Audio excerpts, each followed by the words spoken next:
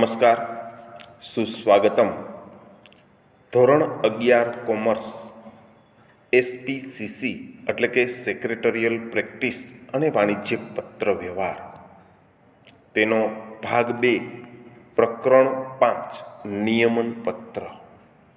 આજે આપણે નિયમન પત્રમાં ફેરફાર કરવા માટે કઈ કઈ બાબતો ધ્યાનમાં રાખવાની હોય છે તે અંગેનો અભ્યાસ કરવાનો છે અને નિયમન પત્રમાં ફેરફાર કરવા અંગે સેક્રેટરીની ફરજો અંગે આજે આપણે સમજૂતી મેળવવાની છે. તો સૌ પ્રથમ આપણે કંપનીના નિયમન પત્રમાં ફેરફાર કરવા માટે કઈ કઈ બાબતો ધ્યાનમાં રાખવામાં આવે છે તે જોઈએ. તો નંબર 1, રૂપાંતરણ માટે ખાસ ઠરાવ પસાર કરવો પડે છે અને ટ્રિબ્યુનલની મંજૂરી લેવી પડે છે. કંપની ધારા અનુસાર ખાનગી કંપનીનું જાહેર કંપનીમાં રૂપાંતરણ થાય અથવા જાહેર કંપનીનું ખાનગી કંપનીમાં જો રૂપાંતરણ થાય તો તે માટે સંચાલક મંડળે સભામાં ખાસ ઠરાવ પસાર કરવો પડે છે અને ટ્રિબ્યુનલની મંજૂરી લેવી પડે છે. જાહેર કંપનીનું ખાનગી કંપનીમાં રૂપાંતરણ થાય તો આવા ફેરફાર ટ્રિબ્યુનલની મંજૂરી પછી જ અમલમાં આવે છે, એ ખાસ ધ્યાનમાં રાખવાનું છે. અને આ તમામ ફેરફાર જે છે, એટલે કે આ કંપનીનું રૂપાંતરણ, એટલે કે જાહેર કંપનીનું ખાનગી કંપનીમાં રૂપાંતરણ કે ખાનગી કંપનીનું જાહેર કંપનીમાં રૂપાંતરણ છે, તે આવેદનપત્રમાં જે શરતો સમાવેલ હોય તેને આધીન જ આ ફેરફાર થઈ શકશે. ત્યારબાદ નંબર 2 જોઈએ તો ખાનગી કંપની તરીકે અંત આવે ત્યારની વાત. કંપની ધારા અનુસાર કોઈ ખાનગી કંપની પોતાના આર્ટિકલમાં એવી રીતે ફેરફાર કરે કે જેથી ખાનગી કંપનીના નિયમન પત્રમાં સમાવેલ નિયંત્રણો આપોઆપ નીકળી જાય તો તે તારીખથી ખાનગી કંપની તરીકે આ કંપનીનો અંત આવે છે. તો નિયમન પત્રમાં ફેરફાર કરતી વખતે આ બાબત પણ ધ્યાનમાં રાખવી જરૂરી છે કે ખાનગી કંપની અંગેના નિયંત્રણો જો આપોઆપ નીકળી જતા હોય તો ખાનગી કંપની તરીકે તે કંપનીનો આપોઆપ અંત આવે છે.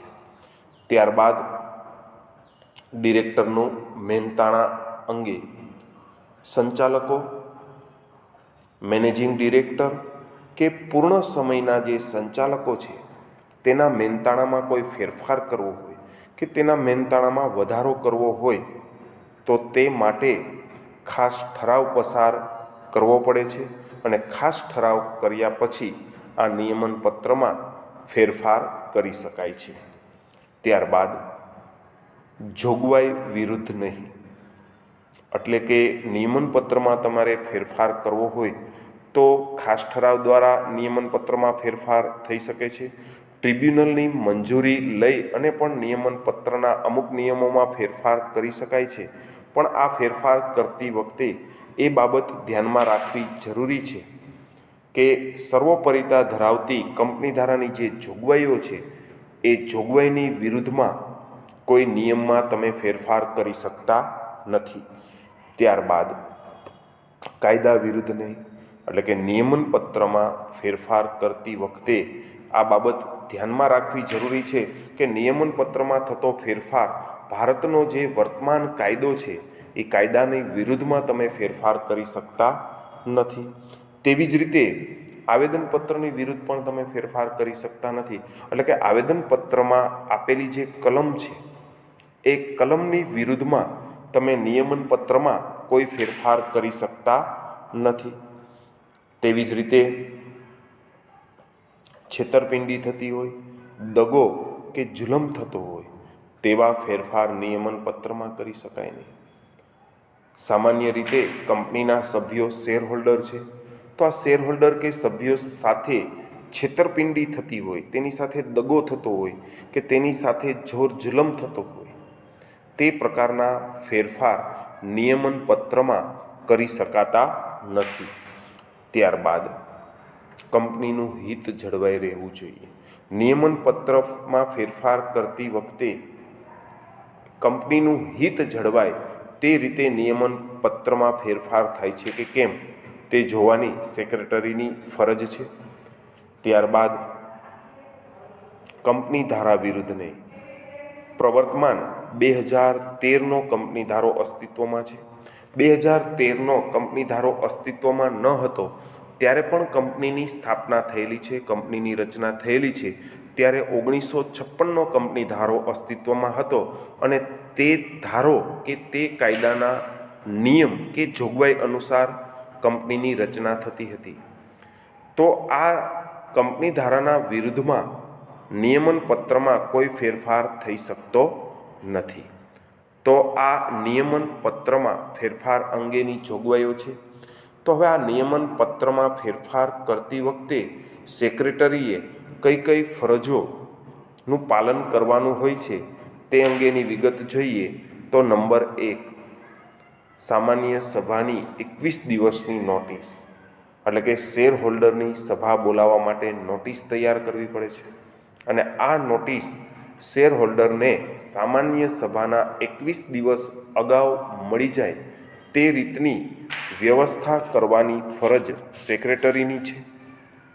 તો નિયમન પત્રમાં ફેરફાર કરવા માટે ઘણી વખત શેર હોલ્ડરોની સર્વસંમતિ લેવી પડે છે અને આ સંમતિ માટે જે સભા બોલાવવાની છે તે સભા અંગેની તમામ ફરજો સેક્રેટરીએ નિભાવવાની હોય છે. ત્યારબાદ કાર્યસૂચિ. હવે આ જે શેર હોલ્ડરની સભા બોલાવવામાં આવે છે એ સભામાં જે કાર્યો કરવાના હોય તેની જે યાદી બનાવવામાં આવે તેને કાર્યસૂચિ કહેવામાં આવે છે. અને આ કાર્યસૂચિ તૈયાર કરવાની ફરજ સેક્રેટરીની છે. અને સાથે સાથે નિયમન પત્રમાં જે ફેરફારો કરવાના હોય તેનો સમાવેશ પણ આ કાર્યસૂચિમાં સેક્રેટરીએ કરવાનો હોય છે. ત્યારબાદ નંબર 3, ખાસ ઠરાવ પસાર કરવા માટે પણ સામાન્ય સભા બોલાવવી પડે. તો નિયમન પત્રમાં ફેરફાર કરવા માટે ખાસ ઠરાવ પસાર કરવો પડે છે અને આ ખાસ ઠરાવ પસાર કરવા માટે જે સભા બોલાવવામાં આવે તે સભા અંગેની તમામ જવાબદારી કે ફરજો સેક્રેટરીએ નિભાવવાની હોય છે. સભા ચાલુ હોય ત્યારે સભા નોંધ રાખવી, મતદાન થાય તો મતદાનની ગણતરી કરવી, મતદાન અંગેની નોંધ રાખવી વગેરે બાબતો અંગે આ સેક્રેટરીએ ફરજો નિભાવવાની હોય છે. ત્યારબાદ નંબર 4, મતદાન અંગે, એટલે કે આપણે આગળ સમજ્યા તેમ કે મતદાન કરવા અંગેની તમામ ફરજો, મતદાન થયા બાદ તેની ગણતરી અને મતદાનનું જે પરિણામ આવેલ છે તેની નોંધ વગેરેની ફરજો આ કંપની સેક્રેટરીએ રાખવાની હોય છે. ત્યારબાદ ખાસ ઠરાવની નકલ 30 દિવસમાં રજિસ્ટ્રાર સમક્ષ નોંધાવવાની વ્યવસ્થા કરવાની હોય છે.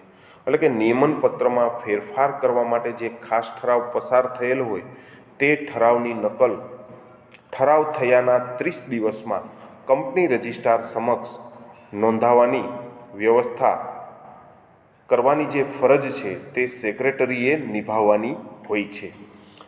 ત્યારબાદ ખાસ પ્રકારની નોંધ, એટલે કે સભામાં થયેલ કાર્યવાહીની નોંધ કરવામાં આવે ત્યારે ખાસ ઠરાવ પસાર થયેલ હોય, ખાસ કાર્યો અંગે નિર્ણય લેવામાં આવેલ હોય તો તે માટેની નોંધ સેક્રેટરીએ તૈયાર કરવાની હોય છે અને તે અંગેની તમામ ફરજો કંપની સેક્રેટરીએ પૂરી પાડવાની હોય છે. ત્યારબાદ ટ્રિબ્યુનલની પરવાનગીની વ્યવસ્થા. આપણે આગળ સમજ્યા તેમ કે ખાનગી કંપનીનું જાહેર કંપનીમાં રૂપાંતરણ કરવાનું હોય કે જાહેર કંપનીનું ખાનગી કંપનીમાં રૂપાંતરણ કરવાનું હોય ત્યારે ટ્રિબ્યુનલની મંજૂરી લેવી પડે છે. તો આ ટ્રિબ્યુનલની મંજૂરીની જ્યાં જરૂર હોય તે અંગેની વ્યવસ્થા કરવાની ફરજ કંપની સેક્રેટરીએ નિભાવવાની હોય છે. ત્યારબાદ નિયમન પત્રની નવી નકલ તૈયાર કરવાની હોય છે. તો નિયમન પત્રમાં જે ફેરફાર કરવામાં આવેલ છે તે ફેરફારનો સમાવેશ નિયમન પત્રમાં કરવામાં આવે છે. ત્યારબાદ નિયમન પત્રની નવી પ્રિન્ટ તૈયાર કરવામાં આવે છે અને આ નવી તૈયાર થયેલી પ્રિન્ટ ચોક્કસ સમય મર્યાદામાં કંપની રજિસ્ટ્રાર સમક્ષ નોંધાવી પડે છે અને આ કંપની રજિસ્ટ્રાર સમક્ષ આ નવું નિયમન પત્ર નોંધાઈ જાય ત્યારબાદ જ તેનો અમલ કંપની કરી શકે છે. આ બાબત પણ ધ્યાનમાં રાખવી જરૂરી છે.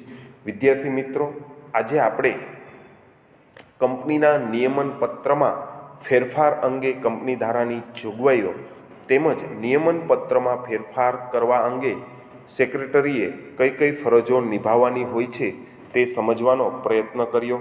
આશા રાખું છું કે આ સમગ્ર બાબત તમને સમજાઈ ગઈ હશે અને આ સાથે મારું વક્તવ્ય અહીં પૂર્ણ કરું છું.